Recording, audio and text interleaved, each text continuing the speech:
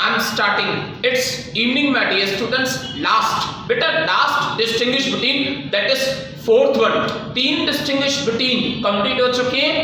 As on today आपका पूरा chapter issue of shares, third chapter आपके एसपी में वो भी कंप्लीट हो जाएगा. देखो, right shares and bonus shares. First the word right shares, ऐसे शेयर्स जो पैसों पे अपने एग्जिस्टिंग आज के शेयर होल्डर्स को दिए जाए. ऐसा अपॉर्चुनिटी कि आज के शेयर होल्डर्स, हमारे कंपनी के शेयर होल्डर्स अगर और भी अपनी इन्वेस्टमेंट्स, अगर और भी अपना हक बढ़ाना चाहे तो पैसों पे, उस शेयर्स की प्राइस पे वो शेयर्स खरीद सकती. That is called as right shares. पैसों पे बेचे जाते ऑफिशियली.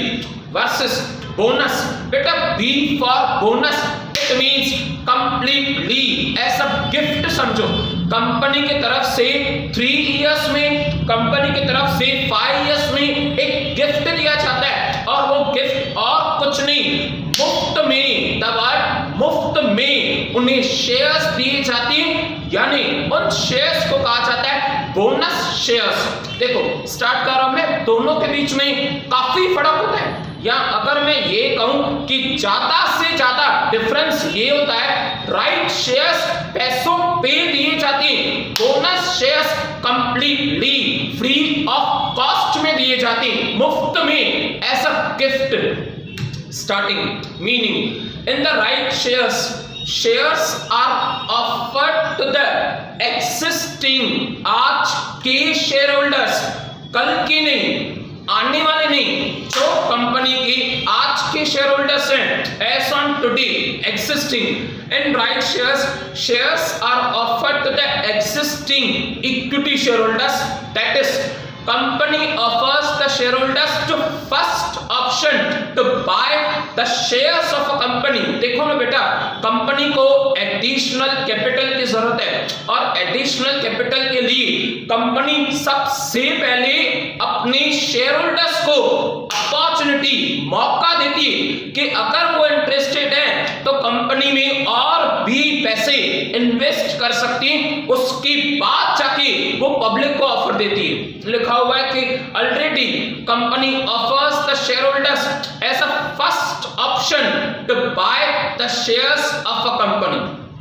वर्सेस की बात करें, बोनस गिफ्ट. आप ये समझो, जिस तरह से एक पिता अपने बेटे को गिफ्ट देता है वो भी बिना बताए, उसी तरह से कंपनी भी अपने सारे, अपने सब इक्विटी शेयर होल्डर्स को गिफ्ट देती है. सिर्फ और सिर्फ इक्विटी शेयर होल्डर्स को ये गिफ्ट दी जाती है because they are the real owners of a company, और उस गिफ्ट का नाम है बोनस शेयर्स. मुफ्त में दिए जाते हैं. Bonus shares are issued to existing equity share holders at free of cost.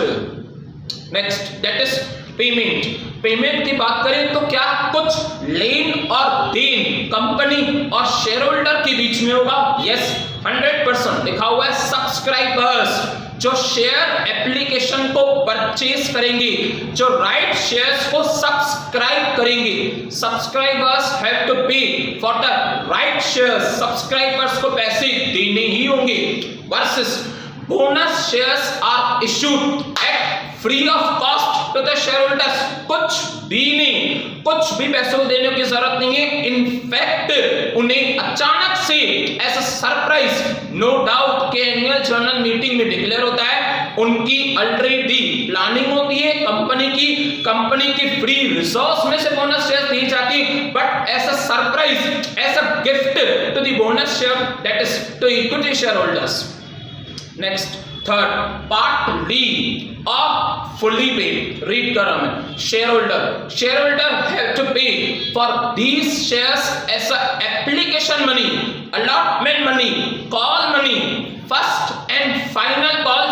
सारे के सारे पैसे शेयर होल्डर्स को पे करने होंगे अगर वो शेयर्स परचेज करने में इंटरेस्टेड है. बेटा शेयर्स के जो पैसे होते हैं ना, ऐसा इन्वेस्टमेंट्स, कंपनी कभी भी फुल पैसे एट अ टाइम नहीं लेती, उसे एटलीस्ट लीस्ट 4 पीसेस मेड हो रहा चाहता है, दैट इज एप्लीकेशन मनी, कुछ पैसे फॉर्म फिल करने के टाइम पे, उसके बाद अलॉटमेंट मनी, शेयर्स अलॉट करने के टाइम पे, फर्स्ट कॉल यानी अलॉटमेंट के बाद जो रहे हुए पैसे, फर्स्ट कॉल अगर वो पैसे 3 इंस्टॉलमेंट्स में भी कंप्लीट नहीं हुए तो last that is second and final call, यानी 3 to 4 pieces application money, allotment money, first call. अगर तीनों पीसेस में पैसे मांग लिए गए तो बात खत्म, अदरवाइज नहीं तो second and final call. Second और फाइनल एक ही नाम है, लिखा हुआ है, मैं रीड कर रहा हूं। उन्होंने क्या कहा है, that shareholders have to pay that these shares as application money, allotment money, call money till the full money on shares is paid up 100 out of 100 rupees। जब तक कंप्लीटली शेयर होल्डर से मांग नहीं लिए गए तब तक वो इंस्टॉलमेंट्स खत्म नहीं होंगी, कंप्लीट नहीं होंगी। Versus bonus shares are fully paid up shares, so no money has to be paid by the shareholders to the company। ऐसी कोई भी पैसों की लेन देन, ऐसी कोई भी पैसों की प्राइस, शेयर्स की प्राइस उन्हें नहीं बताई जाती, क्योंकि बोनस शेयर्स का नाम ही, उसकी मीनिंग ही होती है कंप्लीटली फ्री ऑफ कॉस्ट, मुफ्त में शेयर्स दिए जाते हैं। बट 3 years 5 years 7 years जब कंपनी को फील होगा कि उनकी रिसोर्स कलेक्ट हो चुकी तो जाके वो बोनस शेयर्स डिस्ट्रीब्यूट करती। Bonus shares are fully paid up shares, so no money has to be paid by the shareholders to the company। Next, minimum subscription, read कर रहा हूं मैं। Company has to obtain the minimum subscriptions, कुछ थोड़े से थोड़ा amount। If the company fails to receive the minimum subscription, it has to refund the entire application money। देखो बेटा, टारगेट कंपनी 100 करोड़ के शेयर्स इशू कर रही है। Out of the 100 crore company का टारगेट है कि उन्हें कम से कम 10 करोड़ रुपए कलेक्ट करने ही है, उसे कहा जाता है मिनिमम सब्सक्रिप्शन। कंपनी को उम्मीद और कंपनी को जरूरत कितनी कि मिनिमम पैसे out of the 100 crore form के साथ कितने कलेक्ट होंगे, 10 करोड़, उसे कहा जाता है मिनिमम सब्सक्रिप्शन। अदरवाइज अगर कलेक्ट नहीं हुई यानी कंपनी की गुडविल नहीं है, कंपनी की मार्केट में डिमांड नहीं है, और ये सारी बातें होने की वजह से कंपनी को कलेक्ट किए हुए पैसे भी वापस देने पड़ेंगे। रीड कर रहा हूं मैं, देखो क्या कह रहे हैं। Minimum, if the company fails to receive the minimum subscription, it has to refund the entire application money that is received। वहां पे bonus, there is no minimum subscription, पैसों की कोई बात ही नहीं होती। there is no minimum subscription to be collected as a bonus shares are issued free of cost by company। पैसों की कोई बात ही नहीं है, ये शेयर्स हमारे real owners that is equity share holders को मुफ्त में दिए जाते हैं। फिफ्थ वन की बात करें, री अनाउंस, फिर से रीड करो मैं, the shareholders can re-announce the shares। it means कि ये शेयर्स शेयरहोल्डर्स को फिर से री-अनाउंस की जा सकती, वो फिर एक बार इन्वेस्टमेंट के लिए ऐसा अपॉर्चुनिटी उन्हें दी जाती है। वहां पे शेयरहोल्डर्स री-अनाउंस की बात करें तो bonus shares, shareholders can not re-announce his bonus shares, फिर से री-अनाउंस नहीं कर सकती। शेयर होल्डर्स को ऐसा कोई भी हक नहीं है कि वो फिर से बोनस शेयर्स की डिमांड करें या वो फिर से बोनस शेयर्स को री-अनाउंस करें।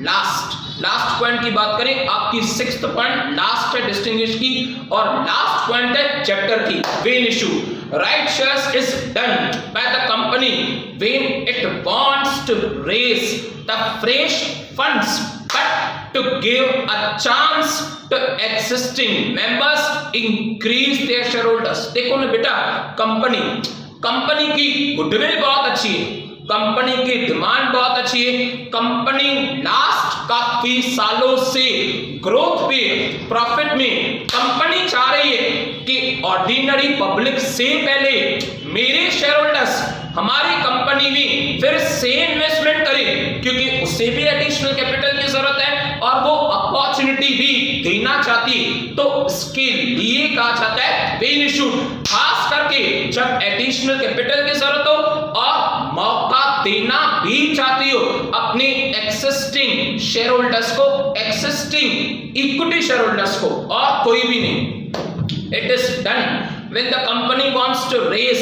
the fresh funds but wants to give fresh funds, newly capital collect करना चाहती है but want to give a chance to their existing members or equity shareholders for their shareholding versus bonus shares।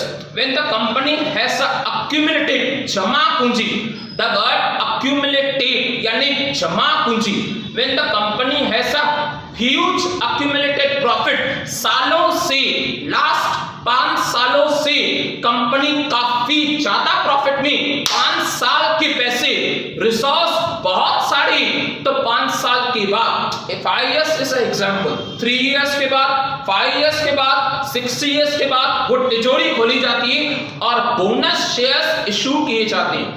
Huge accumulated profit और resource, company wants to reward, उन्हें एक इनाम देना चाहती है। किस बात का इनाम? रिस्क झेलने का। बेटा इक्विटी शेयर होल्डर्स रिस्क झेलती, उनकी मार्केट प्राइसेस फ्लक्चुएट होती, कभी कम कभी ज्यादा, कभी एकदम पीक पे तो कभी एकदम प्रो दैट इज डाउन पे। The company wants to reward its existing equity shareholders, because of that company issues to bonus shares। उसकी वजह से company bonus shares as a gift, as a reward अपनी existing equity shareholders को देती है।